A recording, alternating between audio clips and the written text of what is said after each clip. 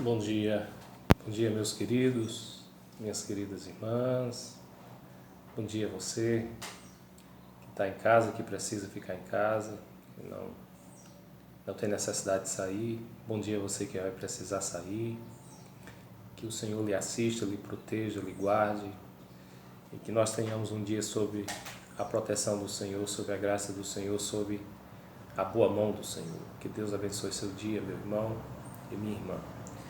Quero compartilhar com você, para a nossa meditação, o texto de Mateus, capítulo 26. Mateus 26, a partir do versículo 34, do 34 ao 46, que diz assim: Jesus no Getsemane. Em seguida foi Jesus com eles a um lugar chamado Getsemane. Disse aos seus discípulos: assentai-vos aqui, enquanto eu vou ali orar. E levando consigo a Pedro e aos 2 filhos de Zebedeu, começou a entristecer-se e a angustiar-se. Então lhe disse: a minha alma está profundamente triste até a morte. Ficai aqui e vigiai comigo. Adiantando-se um pouco, prostrou-se sobre o seu rosto, orando e dizendo: meu Pai, se possível, passa de mim este cálice, e todavia não seja como eu quero, e sim como tu queres. E voltando para os discípulos, achou-os dormindo e disse a Pedro: então nem uma hora pudestes vós vigiar comigo? Vigiai e orai, para que não entreis em tentação. O espírito, na verdade, está pronto, mas a carne é fraca. Tornando a retirar-se, orou de novo, dizendo: meu Pai, se não é possível passar de mim este cálice, sem que eu beba, faça-se a tua vontade. E voltando, achou-os outra vez dormindo, porque os seus olhos estavam pesados. Deixando-os novamente, foi orar pela terceira vez, repetindo as mesmas palavras. Então voltou para os discípulos e lhes disse: ainda dormis e repousais? Eis que é chegada a hora, e o Filho do Homem está sendo entregue nas mãos dos pecadores. Levantai-vos, vamos, eis que o traidor se aproxima. Como Jesus enfrentou a sua hora de angústia, como Jesus enfrentou a sua profunda tristeza. E aqui nós temos um bom exemplo para nós, há boas direções aqui para nós, há boas orientações para nós nesses tempos de angústias. Porque Jesus, como homem, como Filho de Deus, Filho do homem, uma referência à sua encarnação e à sua vida aqui na terra como homem, Jesus enfrentou toda a pressão e angústia pelo momento que se aproximava, pela hora que se aproximava, a hora da morte. Mais do que pela hora da morte, pelo meio cruel, pelos meios cruéis pelos quais ele iria morrer.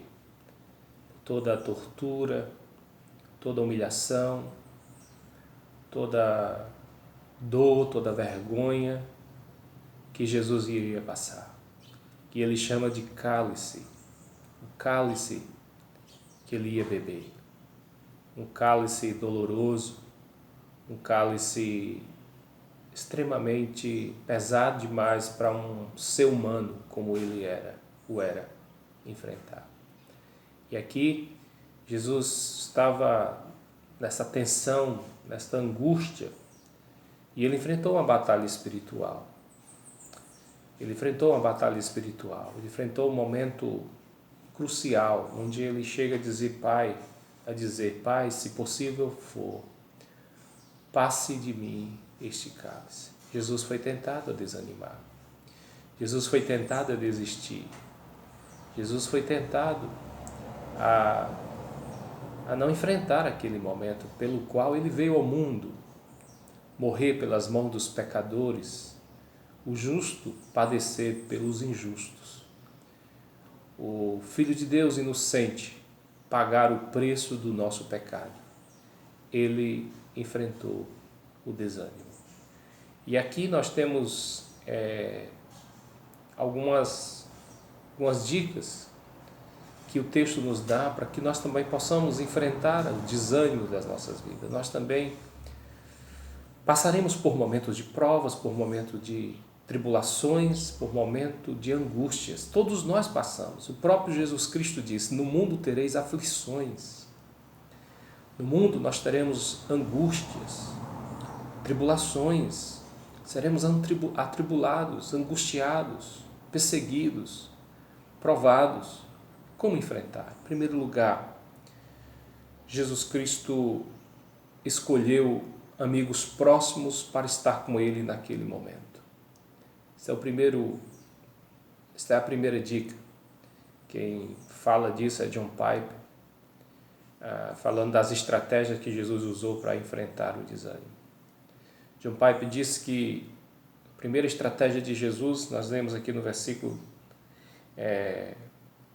37, diz: levando consigo a Pedro e aos 2 filhos de Zebedeu, começou a entristecer-se e a angustiar-se. Portanto, Jesus Cristo, para aquele momento difícil, ele contou com 3 dos discípulos mais próximos, Pedro, Tiago e João. Mesmo o Filho de Deus, ele não abriu mão de amigos para estar com ele no vale da dor. Portanto, a vida se torna menos dolorosa e a travessia se torna mais possível, queridos irmãos, se nós tivermos com quem nós possamos contar nos momentos de dificuldade.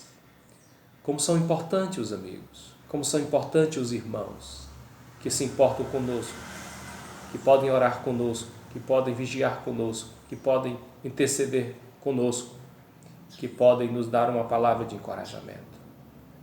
Os amigos, como disse Charles Swindoll, são como árvores protetoras no deserto e nos dão sombra no dia do calor.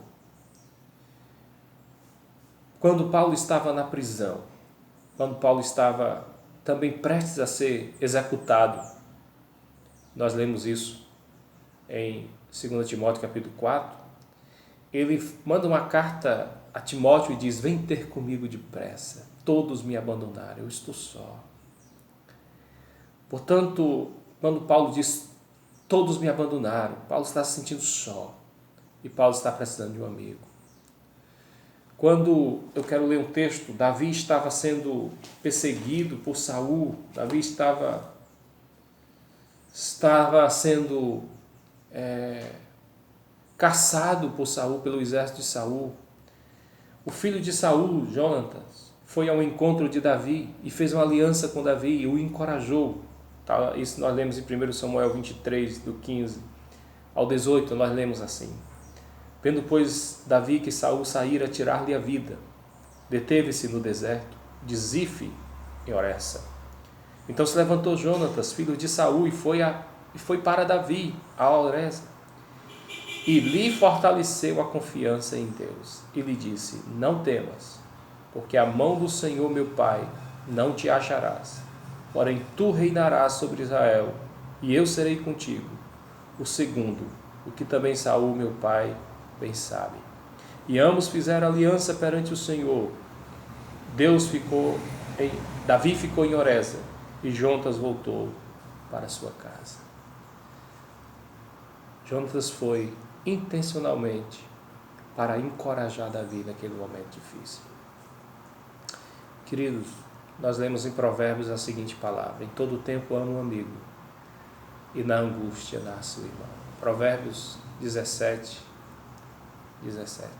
Em todo tempo ama um amigo, e na angústia nasce o irmão.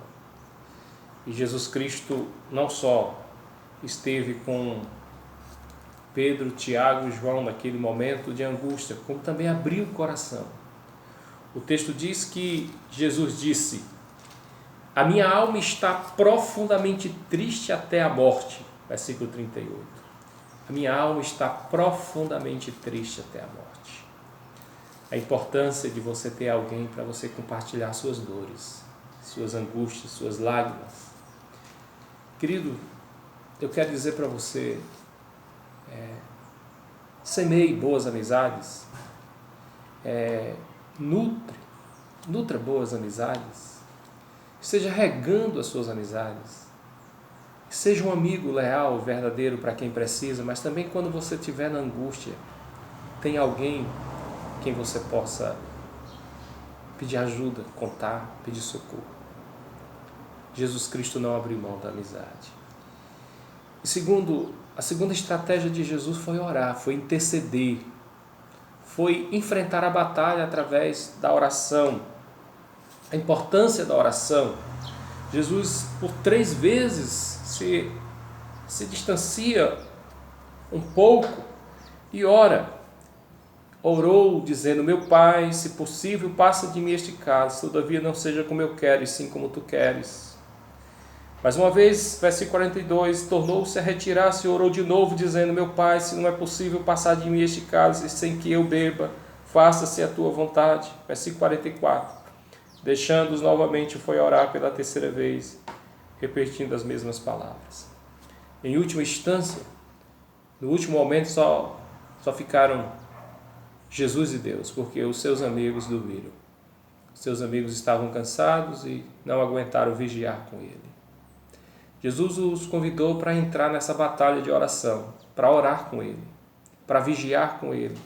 Jesus chama para isso, pedindo que eles estivessem vigiando com ele. Ficai aqui e vigiai comigo. Mas muitas vezes nem os nossos amigos compreendem o tamanho da nossa dor. Nem os nossos amigos conseguem se sensibilizar ao ponto de estar conosco em todos os momentos. Por isso, não desista mesmo que você for decepcionado por algum amigo. Jesus pareceu decepcionado. Vocês não podem, nem uma hora podem vigiar comigo? Jesus pergunta a Pedro. Às vezes, as expectativas que nós colocamos nos nossos amigos são frustradas também, nos nossos irmãos. Às vezes nós esperamos algo e não somos correspondidos. Às vezes as pessoas esperam que nós nos importemos, que nós cheguemos juntos, que nós tomemos a iniciativa, que nós estejamos ali, mas às vezes a nossa fraqueza ou a nossa limitação não permite. Mas mesmo se você se sentir só, não desista ainda. Ore, interceda, busque ao Senhor, esteja colocando diante de Deus aquilo que você pensa, aquilo que você sente, aquilo que você está enfrentando. Diga para Deus o que exatamente você está passando. Jesus disse: Pai, e é importante que você veja o Senhor como Pai. Ele é o nosso Pai, Pai nosso. Quando ele disse: se possível, nós vamos ver a terceira lição não faça a minha vontade, faça a tua vontade. Mas diga para Deus qual é a sua vontade, qual é o seu desejo, o que você está sentindo. É lógico, você vai se submeter à vontade de Deus, mas abra o seu coração. Deus é o seu Pai. Diga para Ele tudo o que você está sentindo. Pode ser que para nós achemos que Jesus é o Filho de Deus, né? Jesus era tão forte, de repente pareceu fraqueza Jesus dizer isso. Pai, se possível for, passe de mim esse cálice. Mas Jesus está demonstrando aqui a sua humanidade, o seu lado humano, como todo ser humano. Todos nós, quando nos deparamos com o sofrimento, com a dor, com a doença, com o perigo da morte, nós também ficamos preocupados, angustiados. Nós temos medo, lá no fundo da nossa alma nós temos medo. Então abra o seu coração. Na sua angústia clame ao Senhor. No dia da angústia clame ao Senhor. Ele é o nosso socorro bem presente na tribulação. Ele é o nosso socorro bem presente na angústia. Ele é a nossa fonte de força, de vida e de esperança. Clame ao Senhor sempre quando você sentir que as suas forças não lhe sustém, que você está para sucumbir, para desistir, para desanimar. Vá para a presença do Senhor quantas vezes for preciso e diga: Pai, olha para a minha vida, olha para a minha situação, age na minha vida. Ore. Se Deus não mudar as circunstâncias, Deus mudará o seu coração. Se Deus não mudar o problema, Deus lhe trará paz e lhe trará força para você enfrentar as circunstâncias difíceis. Ore, interceda. E por último, Jesus Cristo descansou na soberana sabedoria de Deus, na vontade de Deus. Ele diz, todavia, não seja como eu quero, e sim como tu queres. Como crentes, nós andamos pela fé, o justo viverá pela fé. Como crentes, nós sabemos que Deus é soberano e Ele tem o controle da história e das nossas vidas em suas mãos. Como crentes, nós cremos que nem sempre o que nós queremos é o que Deus quer. Os nossos caminhos não são os caminhos do Senhor. Nossos pensamentos não são os pensamentos do Senhor. Muitas vezes, nossa vontade não é boa, mas a vontade de Deus é boa, perfeita e agradável. Mesmo que seja dolorosa, o seu plano é perfeito. Mesmo em meio da angústia, da tristeza, do medo, do pavor da morte, Jesus entrega a sua vida nas mãos do Senhor, do Pai, e submeteu à vontade do Pai. Esta é a forma certa de orar. Este é o caminho, querido. Ore, coloque tudo diante de Deus, peça, mas diga, faça-se a tua vontade. Confie na soberania de Deus. Aquilo que nós não entendemos, Deus entende. E por último, quarto lugar, Ele fixou o seu olhar na gloriosa graça futura que o esperava do outro lado da cruz. É o que nós lemos em Hebreus 12:2. Em troca da alegria que lhe estava proposta, Ele suportou a cruz, não fazendo caso da ignomínia, e hoje está sentado à destra do trono de Deus. Queridos, a morte não venceu Jesus.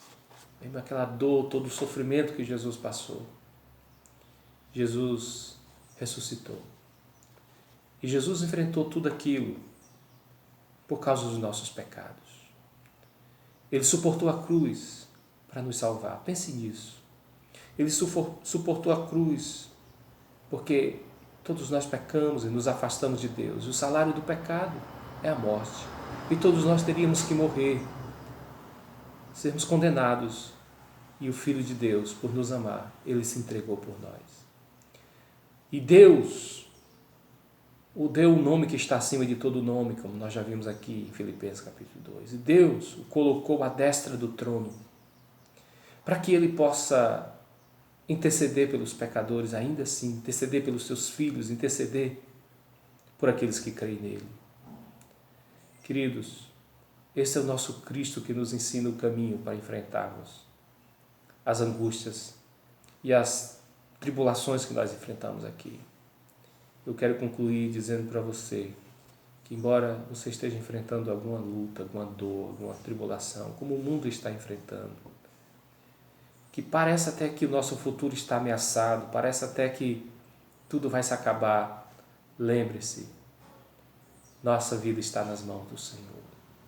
E mesmo ainda que o nosso coração se entristeça, embora a nossa alma se angustie, nós não seremos destruídos, como está em 2 Coríntios capítulo 4. Nós não seremos destruídos. Nós podemos até ser angustiados, mas não destruídos. O sol voltará a brilhar, a alegria voltará a reinar.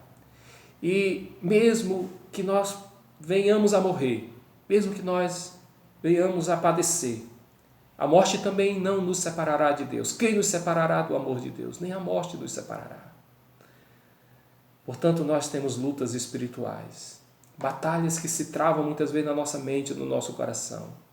Mas não se renda, mas não desista. Não se renda. Creia no Senhor, creia no soberano Deus. A incredulidade sim é um fracasso. Pela fé nós venceremos. Pela fé o justo viverá. Portanto, não desista, não fracasse. Jesus nos mostra o caminho. Não há enganação, há dor, há batalha, há tribulação, mas Ele nos mostra o caminho. Encontre seus amigos e caminhe com seus amigos. Eles nos ajudarão, eles estarão com você nos momentos difíceis, eles orarão com você. Amigos confiáveis, Siga firme orando, siga firme confiando, siga firme esperando o melhor de Deus, que ainda o Senhor revelará na glória que Ele trará, que Ele revelará para os seus filhos.